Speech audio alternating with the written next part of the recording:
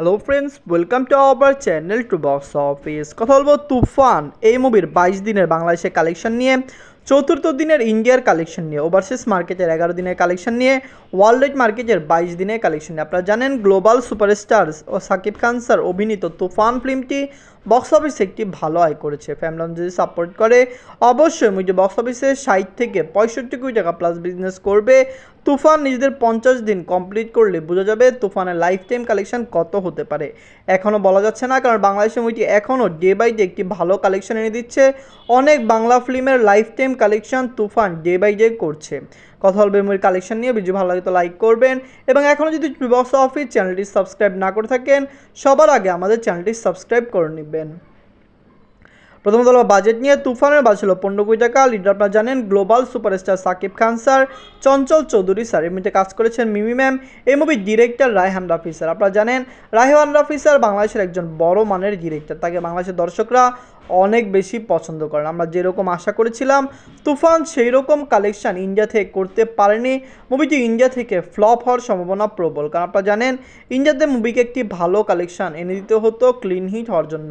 SBF এই ফিল্মে অনেক টাকা ঢেলেছেন, তারা প্রফিটও করেছেন, কিন্তু থিয়েটারিক্যাল দিয়ে কোনো প্রফিট তারা করতে পারবেন না। অনেকে আমার কাছে জিজ্ঞাসা করেছেন যে এসবিএফ এত টাকা ঢালার পরে তিনি কি লস প্রজেক্টে গেলেন কিনা। আপনি জানিয়ে দেই তুফান বাংলাদেশে অনেক ভালো টাকা আয় করেছে, ওভারসিজ মার্কেটে অনেক ভালো টাকা আয় করেছে। প্রডিউসারদের মধ্যে এই টাকাটি সমানভাবে ভাগ হবে, যার কারণে কিন্তু অবশ্যই সকল প্রডিউসার প্রফিটেবল। কারণ আপনি জানিয়ে দেয় 15 কোটি টাকা বাজেটের এই ফিল্মটি 30 কোটি টাকা প্লাস বিজনেস করলেই প্রফিট হয়ে যেত, যেখানে মুভির প্রায় আয় হলো 40 কোটি 45 কোটি টাকা। মুভিটি আরও আয় করবে এবং অবশ্যই দর্শকদের মন জয় করে বাংলাদেশের ইন্ডাস্ট্রি হিট প্লাস প্রথম 50 কোটি টাকা প্লাস বিজনেসের ফিল্ম হবে। নিজেদের 22 দিনে মুভিটি বাংলাদেশ থেকে আয় করেছে 65 লক্ষ টাকা, যেটি আমাদের আশানুরূপ একটি ভালো কালেকশন। মুভিটি নিজেদের চতুর্থ দিনে ইন্ডিয়াতে আয় করেছে 13 লক্ষ টাকা। আপনি জানিয়ে দেয় ইন্ডিয়ান মার্কেটে বাংলা ফিল্ম তেমন চলে না, তুফানও সেরকম পারফরমেন্সই করেছে। ওয়েস্ট বেঙ্গলের বাংলা ফিল্মগুলি যেই পারফরমেন্স ওয়েস্ট বেঙ্গল করে, ওয়েস্ট বেঙ্গলের দর্শকরা বরাবরই হিন্দি ফিল্ম সাপোর্ট করে, তারা বাংলা ফিল্মকে সাপোর্ট কম করে, যার কারণে কিন্তু অবশ্যই তুফানের মতো একটি হাইপ তোলা ফিল্মও ওয়েস্ট বেঙ্গলে ভালো কালেকশন আনতে পারলো না।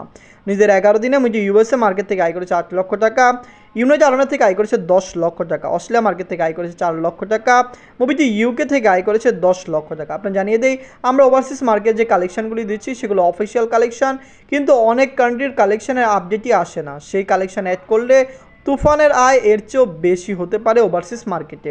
নিজেদের 22 দিনে মুভি ওয়ার্ল্ড ওয়াইড মার্কেট থেকে আয় করেছে 1 কোটি 10 লক্ষ টাকা। টোটাল এমএ কালেকশন হলো 46 কোটি 47 লক্ষ টাকা। আপনি জানিয়ে দেই এই 46 কোটি টাকার মধ্যে মুভি বাংলাদেশ ওভারসিজ মার্কেট ইন্ডিয়াতে আয় করেছে, মুভিটি সকলত্র রেকর্ড আয় করেছে। তুফান ইন্ডাস্ট্রি হিট, তুফান লাইফ টাইমে 60 থেকে 65 কোটি প্লাস বিজনেস করতে পারে। তুফানের যে কালেকশনটি এটিকে ব্রেক করে নতুন ইন্ডাস্ট্রি হিট ফিল্ম শুধুমাত্র একটি রয়েছে, সেটি হলো তুফান 2। আমরা আশা করছি তুফান 2 আসবে এবং অবশ্যই মুভিটি বক্স অফিসে 100 কোটি প্লাস বিজনেস করবে। বাংলার ইতিহাসে কোনো ফিল্ম এখন পর্যন্ত 100 কোটি প্লাস বিজনেস করতে পারেনি। আমার মনে হয় তুফানই প্রথম ফিল্ম হবে যেটি 100 কোটি টাকা প্লাস বিজনেস করতে পারবে। ধন্যবাদ।